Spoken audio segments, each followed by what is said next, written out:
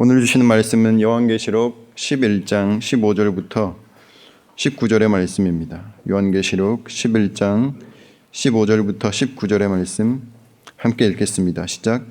일곱째 천사가 나팔을 불매 하늘에 큰 음성들이 나서 이르되 세상 나라가 우리 주와 그의 그리스도의 나라가 되어 그가 세세토록 왕노릇 하시리로다 하니 하나님 앞에서 자기 보좌에 앉아있던 24장로가 엎드려 얼굴을 땅에 대고 하나님께 경배하여 이르되 감사하옵나니 옛적에도 계셨고 지금도 계신 주 하나님 곧 전능하신 이여 친히 큰 권능을 잡으시고 왕노릇 하시도다.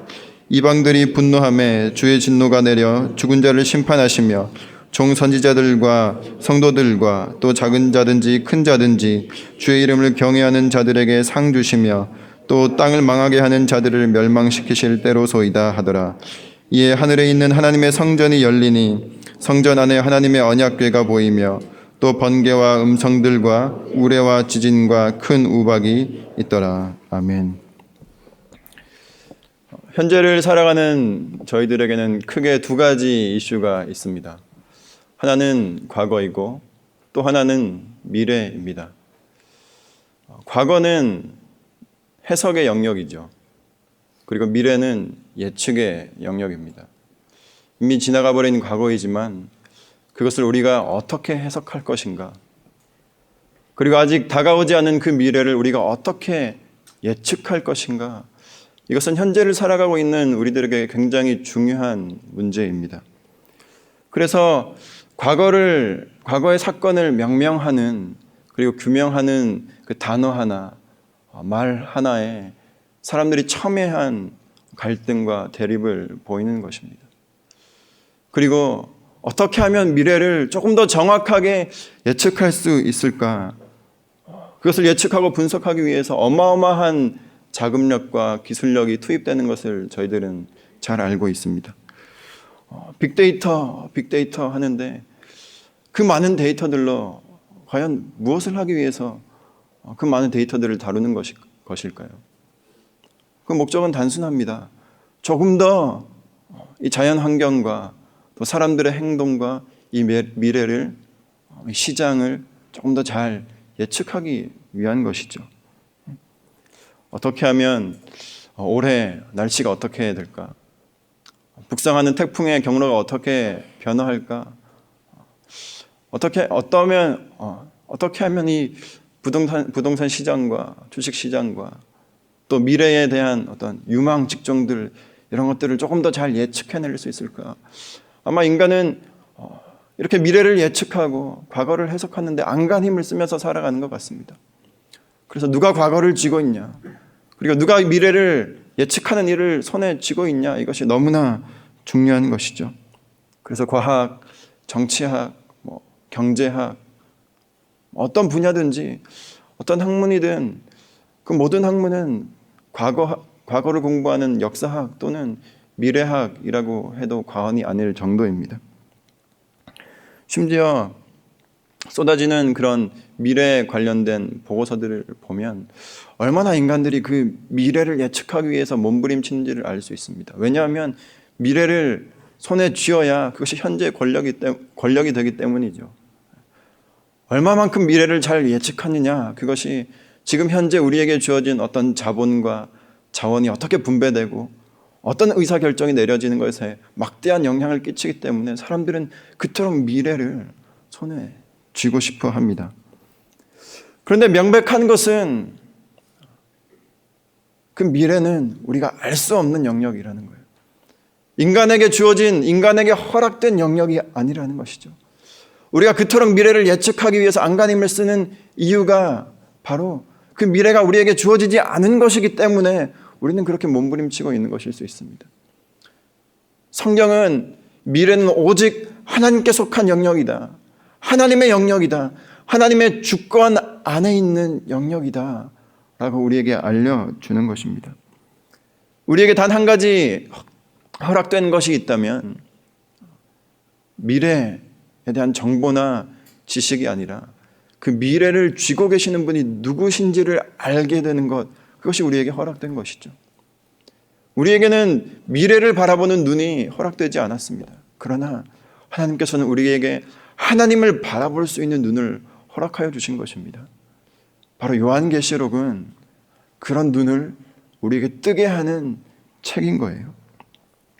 요한계시록은 몇 년, 몇 월, 며칠, 몇 시, 몇 분 이런 것을 우리에게 알려주는 책이 아니라는 것이죠. 그건 예수님께서도 명백하게 말씀하셨습니다. 때와 시기는 아버지께서 자기의 권한 아래 두셨으니 너희가 알 바 아니요, 이렇게 말씀하셨어요. 우리는 미래의 정보, 미래에 어떤 일이 일어날지를 다 알고 싶어 합니다. 그리고 그것을 다 알아야만 편안하게 살 수 있을 것이다 라고 이야기를 합니다. 그러나 성경은 다 알고 가는 길이 아니라 하나님을 믿고 가는 길이 신앙의 여정이라고 이야기해 주는 것이죠. 하나님께서 이 계시록을 우리에게 주신 이유가 어떤 미래에 일어날 일을 그냥 어떤 인포메이션을, 어떤 정보를 우리에게 전달해 주시기 위함이 아니라 미래를 쥐고 계시는 분이 어떤 분이신지를 우리에게 알려주시고자 이 계시록을 주셨다는 사실을 우리는 잊지 않아야 합니다. 그것을 잊어버리면 우리는 어떤 사람들과 비슷하게 그저 몇 년, 몇 월, 며칠 그것에 집중하게 되는 것이죠. 계시록에 나오는 수많은 숫자들과 그림들, 상징적인 언어들, 비유들, 이것은 하나님께서, 이 미래를 쥐고 계시는 하나님께서 어떤 분이신지를 알려주기 위해서 보여주신 것이지 단순히 어떤 미래에 대한 인포메이션이나 정보를 전달하기 위함이 아니라는 사실을 우리는 기억해야 합니다. 오늘 본문은 우리에게 어떤 것을 알려주고 있습니까? 바로 하나님이 누구시냐라는 거예요. 궁극적인 왕이 누구냐라는 사실을 우리에게 알려주고 있습니다. 우리 15절 말씀을 함께 읽겠습니다. 시작. 일곱째 천사가 나팔을 불매 하늘에 큰 음성들이 나서 이르되 세상 나라가 우리 주와 그의 그리스도의 나라가 되어 그가 세세토록 왕노릇 하시리로다 하니 아멘. 역사의 완성은 하나님의 대관식이 될 것이다 라고 이야기해 주는 것이죠. 마지막 나팔이 불 때에 하나님이 왕이시라는 것을, 예수 그리스도가 왕이시라는 것을 모든 나라들이 알고 인정하고 고백하게 될 것이다. 그리고 그렇게 고백하는 것으로 인류의 역사는 마무리가 될 것이다 라고 이야기합니다. 그런데 우리는 세상을 살아가면서 정반대의 메시지를 끊임없이 접하며 살아갑니다. 그 메시지를 누가복음은 이렇게 말씀하고 있습니다. 우리 누가복음 4장의 말씀을 함께 보겠습니다. 누가복음 4장 5절부터 7절까지 있는 말씀입니다. 누가복음 4장 5절부터 7절까지의 말씀 함께 읽겠습니다. 시작. 마귀가 또 예수를 이끌고 올라가서 순식간에 천하만국을 보이며 이르되 이 모든 권위와 그 영광을 내가 네게 주리라.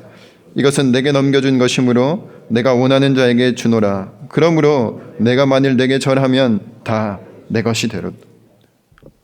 너가 왕이다 라는 메시지입니다. 사단은 마치 사단을 숭배하라고 이야기하는 것 같지만 궁극적으로는 너가 왕이 되라. 저 천하만국에 너가 왕이 되라 라고 끊임없이 우리에게 얘기하는 것이죠. 이 세상 가운데 우리가 가장 많이 접하는 메시지가 무엇입니까? 당신의 인생의 주인은 당신이라는 거예요. 너가 왕이라는 것입니다. 우리가 더 많은 것들을 컨트롤할 수 있게 되면 더 행복해질 것이다. 우리가 더 많은 것들을 소유할 수 있게 되면 우리가 더 많이 자유해질 것이다. 우리가 더 많은 것들을 통제할 수 있게 되면 우리는 내가 원하는 인생을 그때 살 수 있을 것이다 라고 이야기하는 것이 이 세상에서 우리가 가장 많이 자주 접하고 살아가는 메시지입니다. 그래서 결국에 내가 모든 것들을 컨트롤하려는 사람과 그리고 그 컨트롤 당하지 않으려는 사람과의 그 전쟁하는 전쟁터로 이 세상을 사단은 그렇게 몰아가고 있습니다.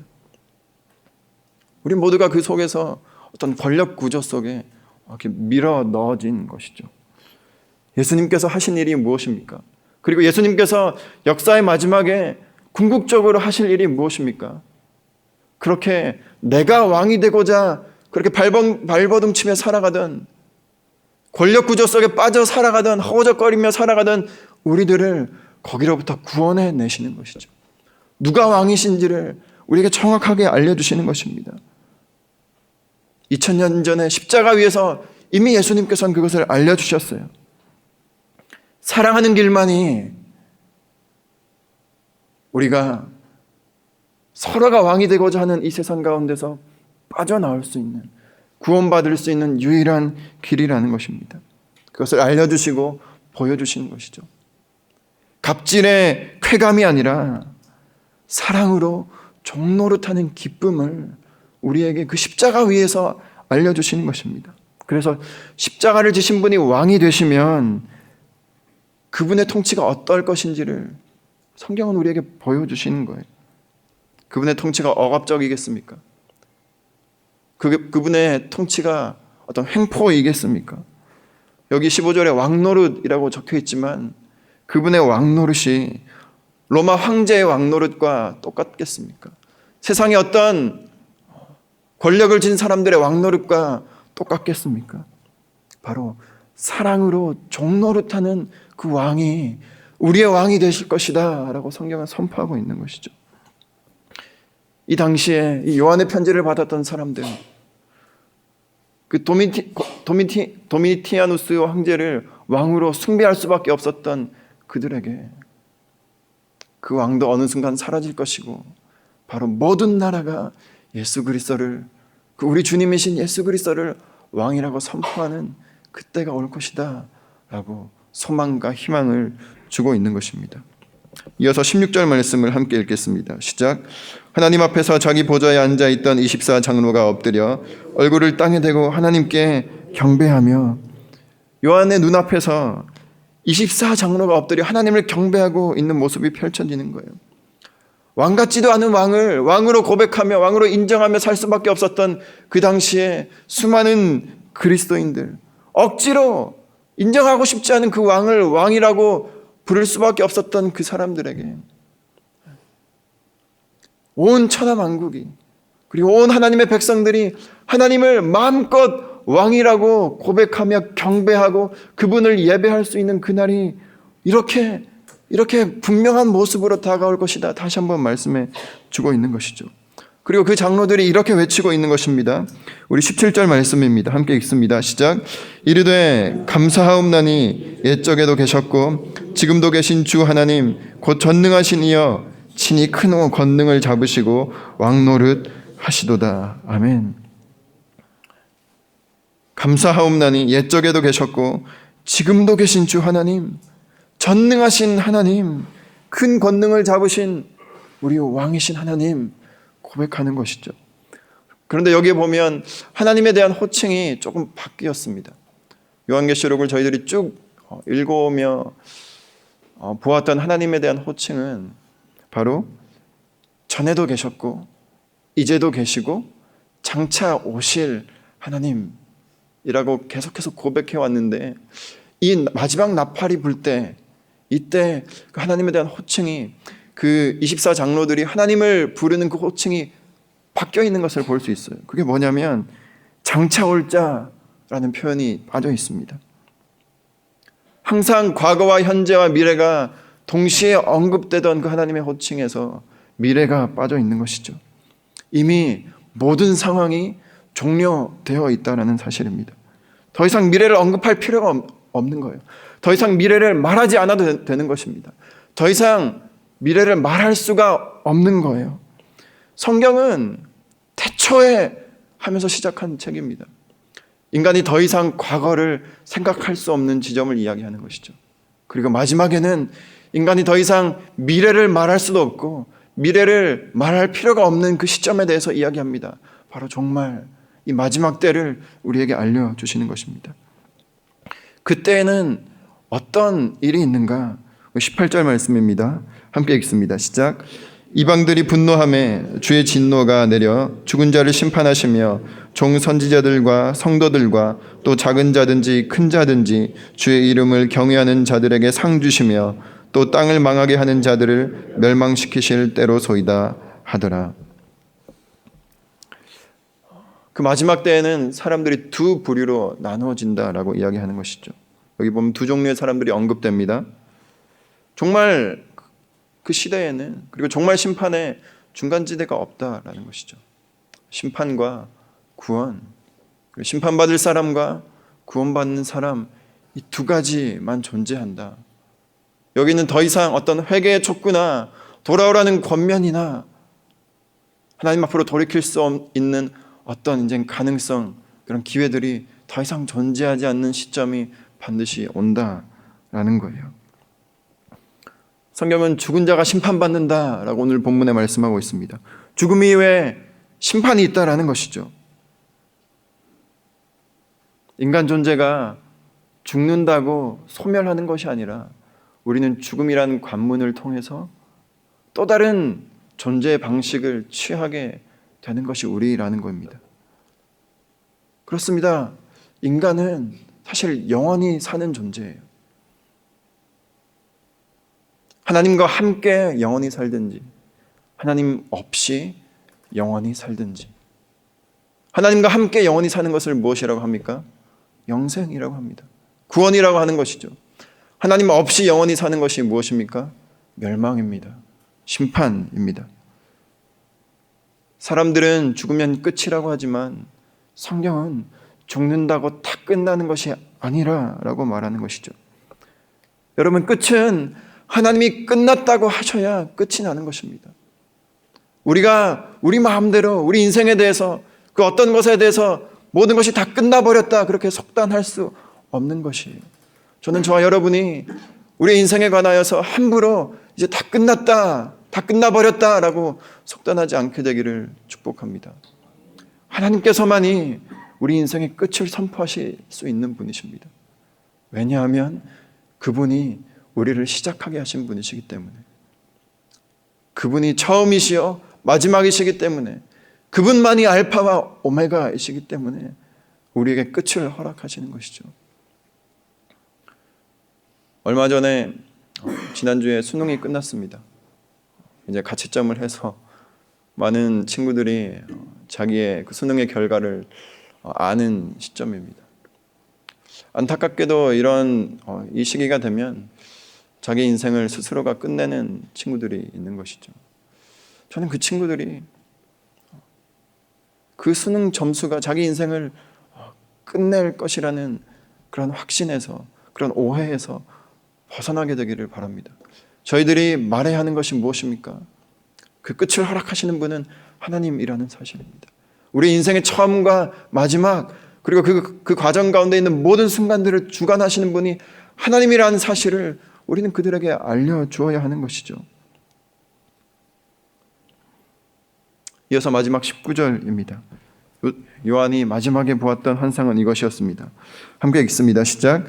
이에 하늘에 있는 하나님의 성전이 열리니 성전 안에 하나님의 언약궤가 보이며 또 번개와 음성들과 우레와 지진과 큰 우박이 있더라. 아멘. 요한은 하늘이 열리는 것을 보는 거예요. 요한은 그 하늘에 있는 성전이 열리는 것을 봅니다. 사실 그것은 요한만 보았던 것은 아니었습니다. 사도행전에 보면 하늘이 열리는 것을 동일하게 봤던 또 한 사람의 이야기가 등장합니다. 누구입니까? 스데반의 이야기예요. 우리 잠시 사도행전 7장 말씀을 봤으면 좋겠습니다. 사도행전 7장의 55절, 56절입니다. 사도행전 7장 55절, 56절 함께 읽습니다. 시작. 스데반이 성령 충만하여 하늘을 우러러 주목하여 하나님의 영광과 및 예수께서 하나님 우편에 서신 것을 보고 말하되 보라 하늘이 열리고 인자가 하나님 우편에 서신 것을 보노라. 아멘. 성경은 이 공회 앞에 섰던 이 스데반의 얼굴이 천사 같았다라고 표현하고 있어요. 여러분, 어떻게 그럴 수 있습니까? 사람이 죽음의 공포 앞에서 어떻게 벌벌 떨지 않을 수 있습니까? 자기를 이제 죽이려고 손에 돌을 들고 다가오고 있는 사람들을 마주 앉아서, 마주 서서 어떻게 그 얼굴이 천사와 같이 평온할 수 있겠습니까? 그에게는 다른 것이 보였기 때문입니다. 여러분, 다른 것을 봐야 다르게 살 수 있는 거예요. 어쩌면 이 시대 교회를 다니는 수많은 사람들이 교회 다니지 않는 사람들과 그저 똑같은 인생을 살아가는 것은 우리들이 보는 것이나 세상이 보는 것이나 매일 똑같은 것을 보고 살기 때문인 것 아니겠습니까? 우리는 무엇을 보고 무엇을 듣고 살고 있습니까? 우리는 보이는 대로 사는 존재라는 거예요. 우리는 들리는 대로 살 수밖에 없는 존재라는 겁니다. 많이 보고 많이 들으면 그것이 우리의 삶의 내용이 되는 것이죠. 왜 그렇게 가정교육을 이야기합니까? 왜 어렸을 때 부모의 모습을 얘기하는 것입니까? 우리 아이들은 무엇을 보고 무엇을 듣느냐, 그것이 그의 인생의 내용을 결정하는 거예요. 우리의 인생을 결정하는 것은 우리가 많이 보고 많이 듣는 것입니다. 무엇을 들어야 합니까? 무엇을 보아야 합니까? 여러분, 오늘 하루 무엇을 보고 무엇을 듣기로 결단하십니까? 우리는 우리 다음 세대에게 무엇을 보여주어야 합니까? 우리 다음 세대에게 무엇을 들려주어야 하는 것입니까? 요한은요, 하늘이 열리는 것을 보았습니다. 그리고 자기가 본 것을 우리 함께 보자고 이 요한계시록을 기록한 것이죠. 소아시아 교회 7교회 성도들과 그리고 오늘날 이 성경을 읽어야 하는 우리들에게 우리가 반드시 보고 살아가야 할 것이 있다라고 우리가 알려주고 있는 거예요. 요한이 본 하늘의 그 성전에는 언약궤가 있었습니다. 언약궤 안에는 어떤 것이 있는지 우리는 잘 알고 있죠. 3가지가 있습니다. 무엇입니까? 십계명의 돌판과 아론의 쌍난 지팡이와 만나입니다. 그런데 그 3가지는 사실 인간의 쓰디쓴 실패와 모두 연관되어 있는 거예요. 그 십계명 돌판, 몇 번째 돌판이 거기에 있는 것입니까? 2번째예요. 첫 번째 쓰인 것이 아닙니다. 첫 번째 쓰여졌던 돌판은 어떻게 되었습니까? 인간이, 이스라엘 백성들이 금송아지를 숭배했던 그 사건 때문에 산산이 부서지고 조각나 버리는 게 첫 번째 돌판이에요.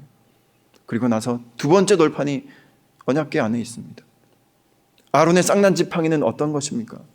바로 고라 자손이 하나님을 대적한 그 사건 때문에 만들어진 것이 아론의 쌍난 지팡이입니다. 만나는 무엇입니까?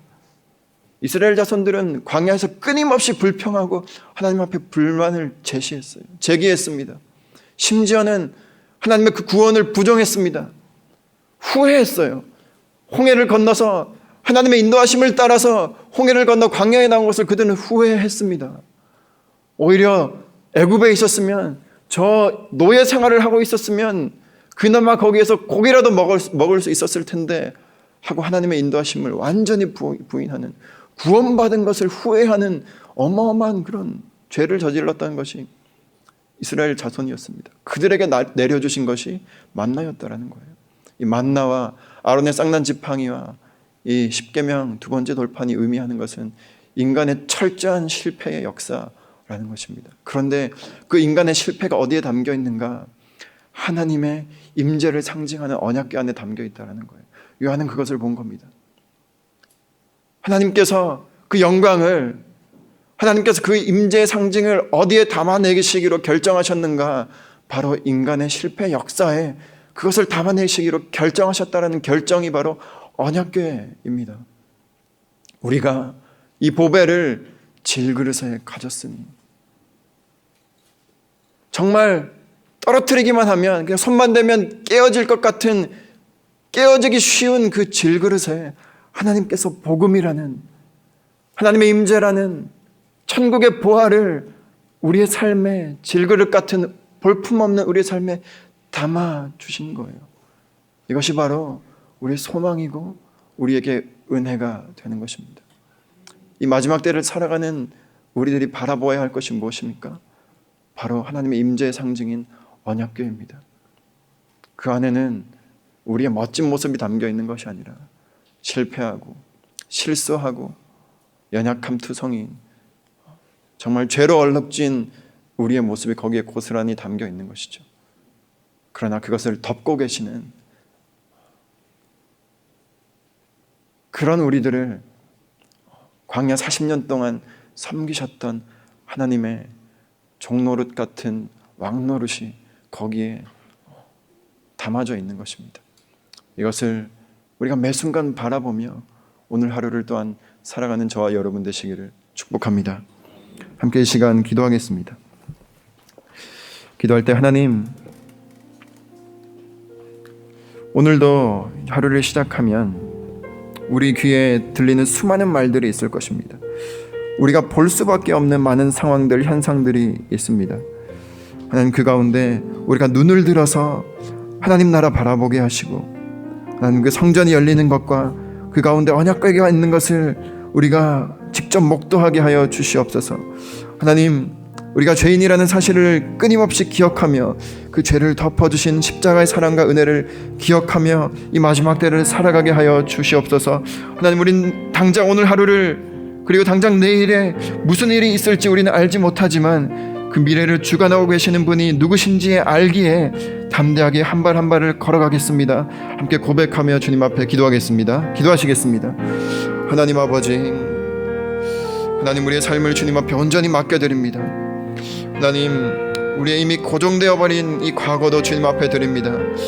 주님의 눈으로, 하나님의 시선으로 우리의 흘러가버린 과거를 바라볼 수 있는 지혜를 주시고, 하나님, 앞으로 다가올 그 내일 일을 우리가 염려하는 것이 아니라, 염려와 불안으로 그것을 바라보는 것이 아니라 하나님께서 주신 소망의 눈으로, 은혜의 눈으로 그것을 바라볼 수 있는 축복을 허락하여 주시옵소서.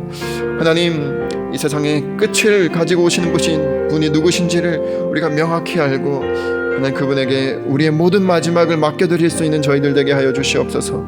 하나님, 기름 부어 주시옵소서.